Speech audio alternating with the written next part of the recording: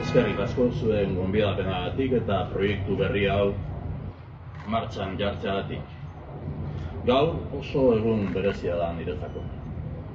Hau nahi izan dut izatean nire azken ekitaldi publikoa lehendakari gisa. Zergatik? Arrazoia argia da. Duela 4 urte baino gehiago, 2020ko martxoan, aurrekaririk gabeko eta aurre ikusten ezinezkoa zen pandemia bat jasan genuen. Ondorioak larriak eta sakonak izan ziren. Ondo baino hobeto ezagutzen dituzue zuek dena.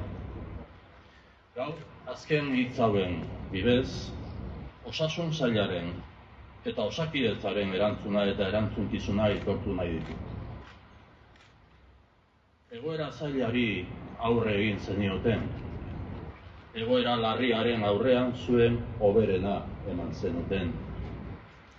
Egun egokia da gaurkoa, Osakidetza eta Osasun sailaren langile oro, arduradun eta goi kargudunen profesionaltasuna eta zerbitzu publikoaren aldeko bokazioa eskertzeko.